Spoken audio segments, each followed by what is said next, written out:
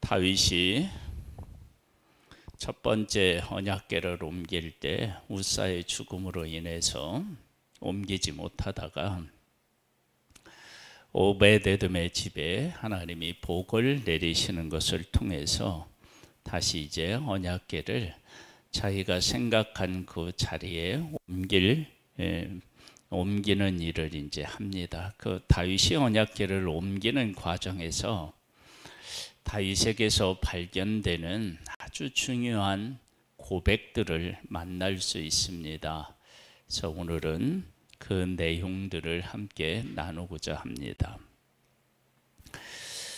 15장 1절, 역대상 15장 1절입니다.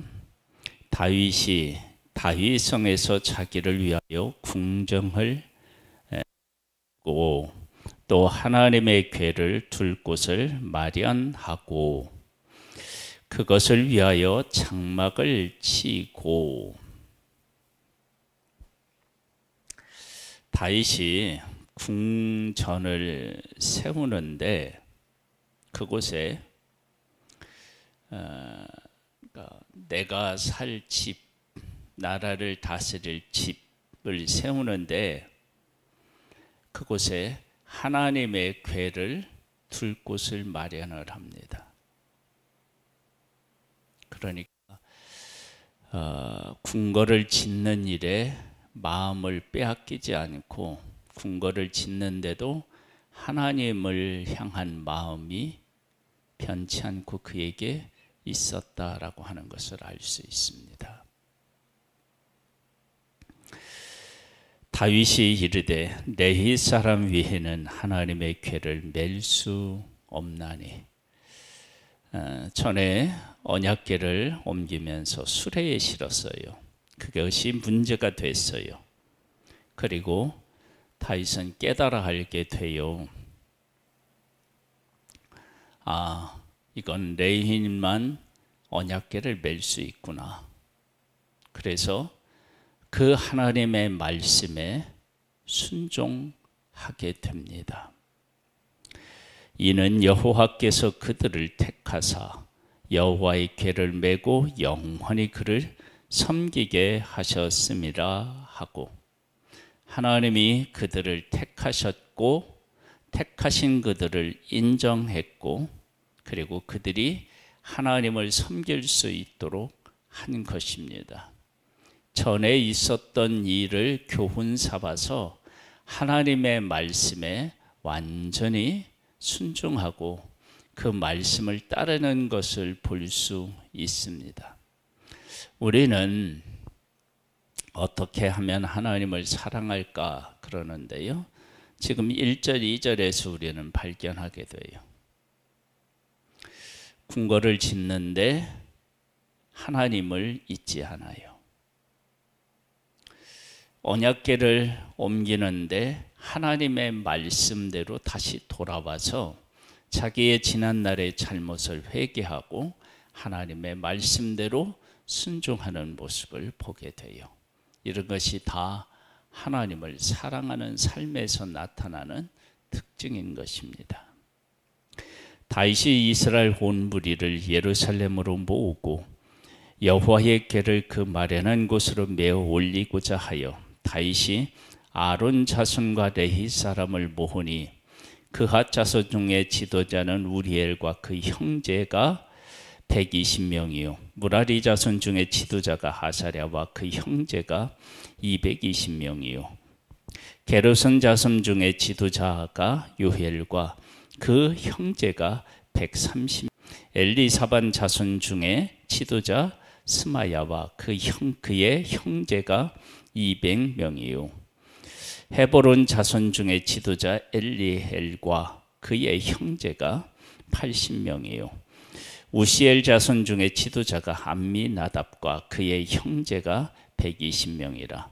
다윗이 제사장 사독과 아비아다를 부르고 또 레위 사람 우리엘과 하사랴와 요헬과 스마야와 엘리엘과 암미나답을 불러 그들에게 이르되 너희는 레위 사람의 지도자이니 너희가 너희 형제는 너희 몸을 성결하게 하고 내가 마련한 곳으로 이스라엘 하나님 여호와의 궤를 메어 올리라 그렇게 말하고 있어요.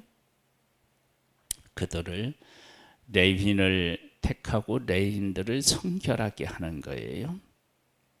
이것이 다 하나님의 말씀에 순종해서 말씀대로 하는 것입니다.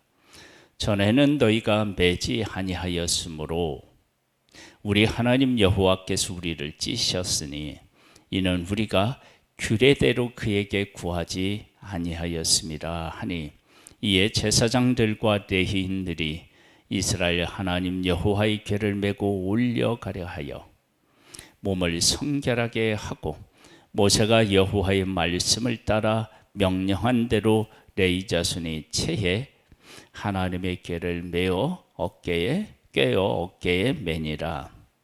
다윗이 레위 사람의 어른들에게 명령하여 그의 형제들을 노래하는 자들로 세워 비파와 수금과 재금 등의 악기를 올려서 즐거운 소리를 크게 내라 하매.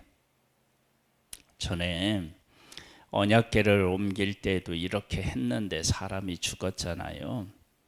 우사가 죽었는데 두 번째 할 때도 그런 슬픔과 아픔을 다 극복하고 기쁨과 감사로 하나님 앞에 이렇게 나와서 그 기뻐하는 모습을 보게 됩니다. 그러니까 하나님 안에서 우리가 하나님과 함께 살아갈 때 그래서 우사가 죽은 것 때문에 다윗이 이거 못 올라간다 그러면서 오베데돔의 집에 갔는데 그렇게 실패했던 잘못했던 그 과거의 모든 것들을 다시 딛고 일어서서 회복의 은혜를 이렇게 살아가는 모습을 보게 됩니다. 이런 것이 다 어디에 해당하느냐 그러면 하나님을 사랑하는 것에 해당하고 하나님의 뜻을 따르는 그런 것에 해당합니다. 이러한 모습은 다윗이 그 밧세바를에게서 낳던 그 첫 번째 자식이 죽잖아요.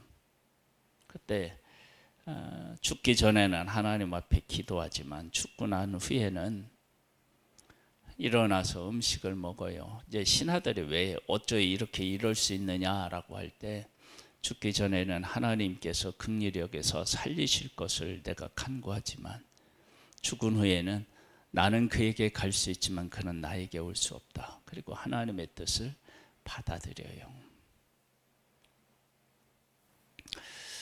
하나님을 사랑한다라고 할 때 첫 번째 내가 아무리 좋은 일, 내게 큰 일을 하고 있어도 하나님 중심의 마음을 잃지 않는 것. 그리고 하나님 앞에 잘못한 것이 있는데 그 잘못한 것을 바로 잡아요. 무엇대로? 하나님의 말씀대로. 그리고 예전에 잘못한 일 때문에 있었던 슬픔과 아픔과 고통을 딛고 일어나서 하나님 안에서 온전한 기쁨을 다시 회복하는 거예요. 이런 것들이 다 하나님을 사랑하는 데서 나옵니다. 17절입니다. 레위 사람이 유헬의 아들 헤만과 그의 형제 중 베레아의 아들 아삽과 그의 형제 무랄이 자손 중에서 구사의 아들 에단을 세우고 그 다음으로 그들의 형제 스가랴와 벤과 야하시헬과 스미라못과 여히헬과 운니와 엘리압과 분하야와 마하세야와 마따디야와 엘리블로후의 후와 믹네야와 문지기 오베데돔과 여이엘을 세우니 노래하는 자 헤만과 아삽과 에단과 노재금을 크게 치는 자요 스가랴와 아시헬과 스미라못과 여히헬과 훈니와 엘리압과 마하세야와 분하야는 비파를 타서 엘라못에 맞추는 자요 마따디하는 엘리 블레후와 믹레야와 오베데돔과 여히엘과 아사시야는 수금을 타서 8째 음을 맞춰 인도하는 자요, 네이 사람의 지도자는 그나야와 노래에 익숙함으로 노래를 인도하는 자요, 베레가와 엘가나와 궤 앞에서 문을 지키는 자요, 제사장 스바야와 요사밧과 느다넬과 아미세와 스가랴와 분하야와 엘리에셀은 하나님의 궤 앞에서 나팔을 부는 자요, 오베데돔과 여히야는 궤 앞에서 문을 지키는 자이더라. 이 사람들이 각자의 위치에서 맡겨진 일들을 다 하는 거예요. 그렇게 하면서 이 언약궤가 옮겨집니다. 이에 다윗이 이스라엘 장로들과 천부장들이 가서 여호와의 언약궤를 즐거이 메고 오베데돔의 집에서 올라왔는데, 하나님이 여호와의 언약궤를 맨 네히 사람을 도우셨으므로 무리가 수송아지 7마리와 순양 7마리로 제사를 드렸더라. 하나님께서 전에는 언약궤를 옮길 때 그들을 치셨는데, 지금은 하나님께서 말씀대로 한 그들을 도우셨습니다. 하나님의 도우심이 언약궤를 옮기는 과정에서 분명히 나타났어요. 그리고 도우셨으므로 무리가 수송아지 7마리와 순양 7마리로 제사를 드렸다라고 하는 것은 그 제사도 하나님이 받으셨다라고 하는 것을 알 수 있습니다. 다윗과 및 궤를 맨 레위 사람과 노래하는 자와 그의 우두머리 근하야와 모든 노래하는 자도 다 세마포 겉옷을 입었으며, 다윗은 또 배 에봇을 입었고, 이스라엘 무리는 크게 부르며 뿔 나팔과 나팔을 불며 재금을 치며 피파와 수금을 힘있게 타며 여호와의 언약궤를 메어 올렸더라. 여호와의 언약궤가 다윗성으로 들어올 때에 사울의 딸 미갈이 창으로 내다보다가 다윗 왕이 춤추며 노래하는 것을 보고 그 마음에 업신여겼더라. 미가 얘기를 여기에 기록해 놓은 것은, 미갈 얘기를 놓은 것은 하나님은 기뻐하고 하나님은 받으셨는데 미갈은 그것을 알지 못했다라고 하는 것을 대조적으로 얘기하고, 하나님께 다윗이 얼마나 집중하고 있었는지를 알 수 있습니다. 다윗은 하나님께서 모든 왕의 표본과 같은 존재로 하나님이 말씀하라 하셔요.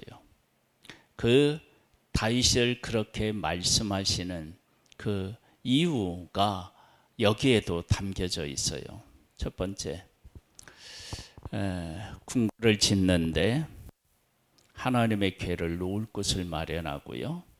그 얘기는 궁궐을 짓는 데 있어서